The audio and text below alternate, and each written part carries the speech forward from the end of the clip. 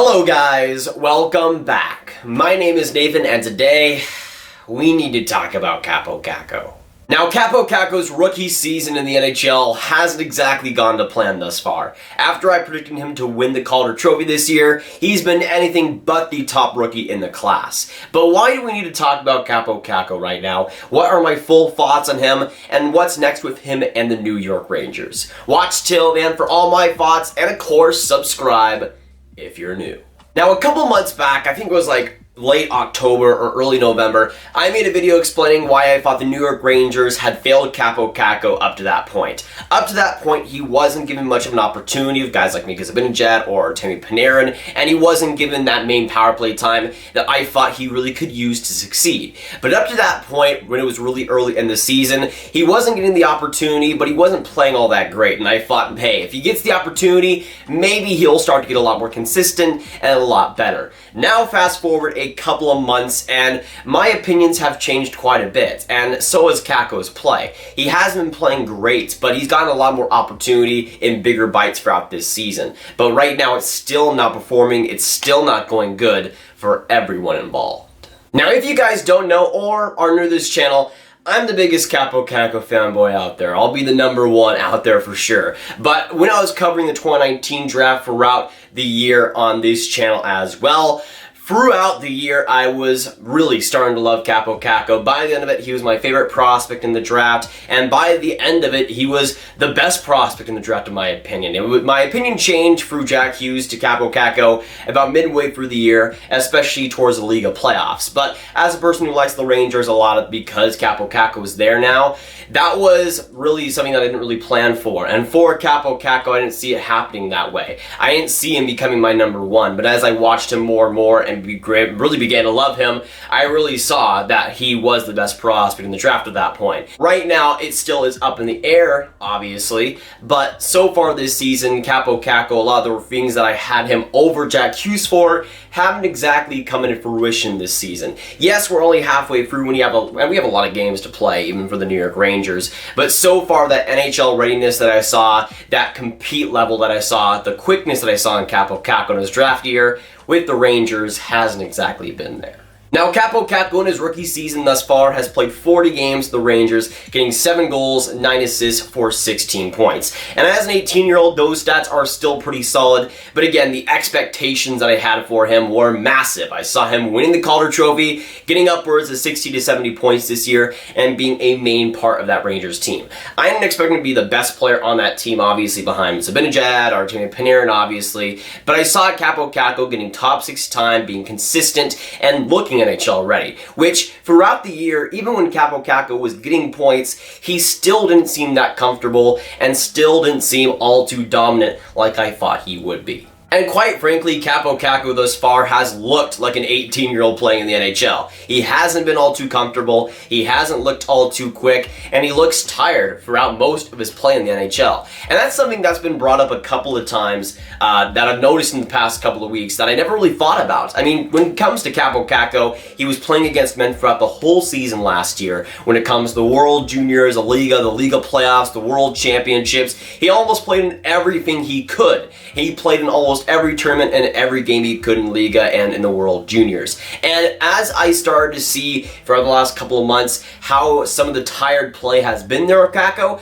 I started to realize something in my mind that he might not be rested. He might not be 100%. Not even just in injuries, but just in fatigue. I mean, with the amount of play that this guy has played in last year, it wouldn't surprise me whatsoever. And now he was thrust into the NHL age 18, ready to be good to go, ready to be NHL ready, and he might be that. But the fatigue, I think, has got to him, and I think you can see it in his play. Yes, some games are pretty good with him, but some other ones he's non-existent and hurts the Rangers, and sometimes that is the case. I think the fatigue has caught up to him a little bit, especially if he's getting 20 minutes a night sometimes, and in the NHL, that's not an easy thing to do for any 18-year-old, but with all the games that he's already played, it's even more weight on his shoulders. And as that fatigue light bulb kind of went in my head, I started to look back at some of the games earlier in the season that he was really rough, looked like an 18-year-old. And I started to look back on those games and to see really if it was the case. And looking back on those ones,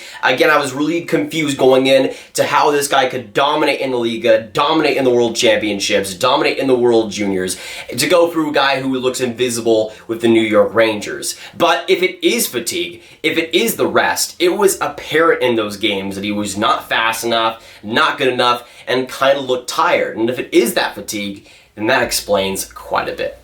Now, a situation that's in the NHL this year that I think is like Kaapo Kakko's is a guy like Morgan Wylie on the Leafs. Now, obviously different positions, and one is much older than the other one, but with Morgan Wylie, he was a guy that last year was in the Norris conversation, had a very good year of Toronto, all things considered. Goes into this season with high hopes with Toronto, maybe getting past the first round. We'll see what happens. But Morgan Wylie this year has not been good really all that much this year. There's been some spurts where he's been decent, but he hasn't been up to that Norris caliber that he set last season. But then we just got confirmation like a week ago that he was suffering from an injury, a nagging one that was really hurting him on the ice. And there was also some fatigue from the series last year of Boston. To me, that's not the same situation, but it's eerily similar to guys who had high expectations, but just magically didn't perform all this well this season so far. But I think both of those guys are looking up in the second half. For a guy like Kaapo Kakko, this All-Star break could be huge, and it could be a huge wake-up call. For a guy like that, getting like a week and a half, like a week and 2 weeks of rest would be a huge add for a guy like that, like Kaapo Kakko, who needs that time to settle down. Again, going into the NHL age 18 is never an easy thing. It's always a lot of transitioning going into it, but if you're already fatigued, if you're already tired, and you haven't even played a game, it's just that much more difficult for a guy like Kaapo Kakko, and it's been evident in his play so far this season. But heading into this All-Star break, heading into everything, if he gets the rest he needs, and if he gets all that done, then I think we could see a completely new, different player in Kaapo Kakko in the second half. He might not be a Calder trophy guy, but I think we'll see a lot more production, a lot more energy on the ice for him, because the skating has not been up to the level we expect. The skill has not been there some points throughout this season, but I feel like if he gets that rest, if he gets everything he needs, and gets going into the second half, the Rangers will have almost an ad that they didn't even know they had, because Kaapo Kakko will likely have a lot more confidence, and likely will have a lot more energy, and we might see the Kaapo Kakko that I thought we'd see at age 18. The thing is with Kaapo Kakko is that patience is needed. He is still an 18-year-old in the NHL, and just that by itself is super impressive. But if he gets more energy going, if he gets that skill, and of course the most important thing, the confidence, then I think we could see Kaapo Kakko become a more dynamic and a more proven player for the Rangers. Obviously, he is still 18 and there's a lot of things to work on right now, but getting that rest and getting all that he needs is the biggest priority for New York right now. But right now, as we speak, I'm not too concerned about Kaapo Kakko. There's been a lot of concerns over the year, and I think there are warranted, to be honest. But if it is indeed the rest that he needs, I think he'll get it in this All-Star break. Maybe it might take a couple of scratches after that to really get him the rest he deserves, but if he gets that, I think we'll see a new, more confident, and quite frankly, better Kaapo Kakko. Right now, the priority for New York in this situation is to make him the best player he can be in the future. They don't need him to be an Artemi Panarin this season, because they already have Artemi Panarin, and he's freaking good, by the way. So with Kaapo Kakko, the long-term development is what's most important, obviously, and the rest is what I think he'll get. If he gets that, I think the confidence will come, the skating will come, and everything that we know and love Kaapo Kakko will come once again. It'll take some time, it'll take some patience, but it'll come eventually. But with this video, I need to hear y'all's thoughts down those comments down below. Let me know what you think about Kaapo Kakko and his season with the Rangers thus far. Are you disappointed? Are you fine with it? And what do you think the Rangers should do next? Should they give him more time to rest, or should they keep playing him and possibly with better teammates too?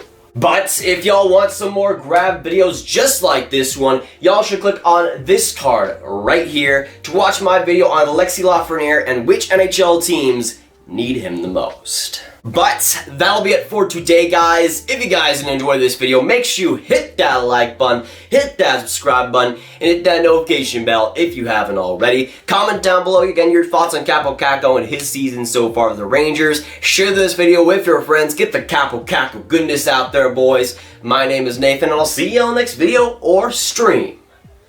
Goodbye.